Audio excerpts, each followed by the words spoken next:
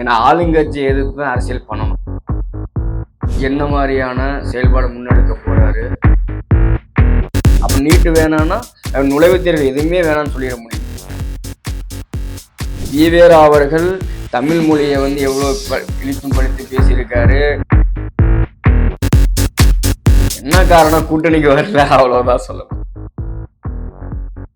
தமிழக அரசியல்ல விஜய் நடத்திய மாநாடு தாக்கத்தை ஏற்படுத்தும் அப்படின்னா அவருடைய தொடர் செயல்பாடை பார்த்து தான் நம்ம முடிவு பண்ணணும். அவர் எடுத்துக்கொண்ட கொள்கையை தமிழ் தேசியம் திராவிடமும் கொண்டு போயிருக்காரு. இது என்ன மாதிரியான செயல்பாடு முன்னெடுக்க போறாரு, மக்கள் இதை என்ன மாதிரி ஆதரிக்க போறாங்க அப்படிங்கிற பொறுத்து தான் அவருடைய வளர்ச்சியை நம்ம பார்க்கணும். அவருக்கு ஆலோசனை பண்ணவங்க கரெக்டாக தான் ஆலோசனை பண்ணியிருக்காங்கன்னு நினைக்கிறேன். ஏன்னா ஆளுங்கட்சி எதிர்த்து தான் அரசியல் பண்ணணும், அது சரியான முறையில கையாண்டிருக்காரு. இதுலயே அவர் ஒரு அரசியல்வாதி அப்படிங்கிற முத்திரையை பதிச்சிட்டாருன்னு தான் சொல்ல முடியும். தமிழக வெற்றி கழகம் திராவிட முன்னேற்ற கழகத்தை எதிர்த்து அரசியல தன்னுடைய முதல் பணியை தொடங்கியிருக்கு. அது என்ன மாதிரியான வெற்றியை ஏற்படுத்து அப்படிங்கிறது அவருடைய தொடர் செயல்பாடுகளும் கொள்கை விளக்கங்களும். அது மட்டும் இல்லாத அவர் மக்களிடம் எப்படியான பிரச்சாரம் பண்ண போறாரு அப்படிங்கிற அவருடைய செயல்பாடை பொறுத்து தான் திமுகவை எதிர்க்கிறது அவருக்கு பலன் கொடுக்குமா கொடுக்காதுங்கிறது சொல்ல முடியும். அவரு தமிழக வெற்றி கழகம்னு பேர் வைக்கும் போதே தெரிஞ்சிருச்சு தமிழகத்துல என்ன மாதிரி விஷயத்தை எடுத்துட்டு போனா மக்கள் தன்னை ஆதரிப்பாங்க அப்படிங்கிற விஷயத்த அவர் நல்லாவே உற்று நோக்கி இருக்காருன்னு சொல்லணும். அவருக்கு கொடுக்கப்பட்ட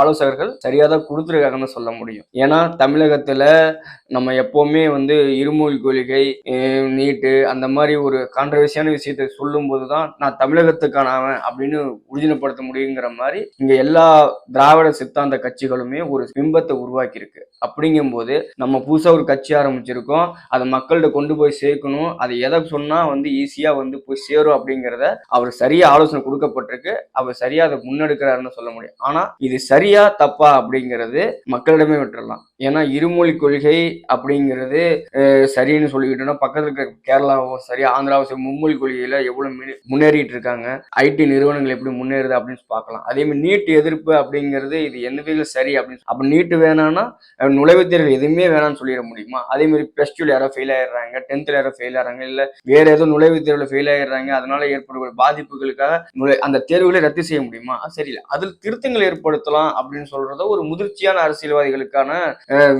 விஷயமா இருக்கும். ஆனா இவர் என்ன சொல்றாரு?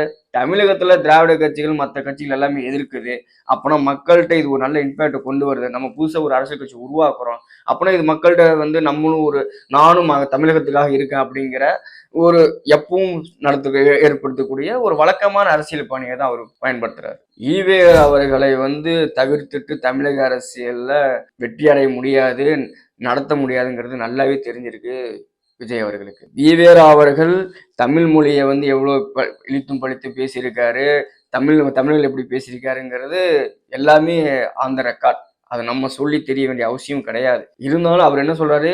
அவருடைய இறை மறுப்பை தவிர்த்துட்டு மற்றது எல்லாத்தையும் கொள்கைகளை ஏற்றிருக்கேன் அப்படின்னு சொல்லும் போதே, அங்க ஒரு அக்கறை வைக்கும் போதே தெரியுது இது தமிழகத்துக்கான தேவையான தலைவரா அப்படின்னு அவர் கொள்கை தலைவரா ஏத்துக்கிட்டு சரியாங்கிறது அவரே ஒரு கொஸ்டின் மார்க் வச்சுட்டாரு. அப்படிங்கும் போது அது என்ன மாதிரிங்கிறது நம்ம பார்த்துக்கலாம். அதே மாதிரி அம்பேத்கர் அவர் நல்ல அரசியல்வாதி, தேர்ந்த அரசியல்வாதியா வந்துட்டு இருக்காரு அப்படிங்கிறது தான் இது காட்டுது. ஏன்னா ஈவேரா அவர்களையும் அம்பேத்கரையும் கையில் எடுக்கும் போது இறை மறுப்பாளர்கள் சொல்லும் போது சிறுபான்மை ஓட்டுகளை நம்ம வாங்கிட முடியும்.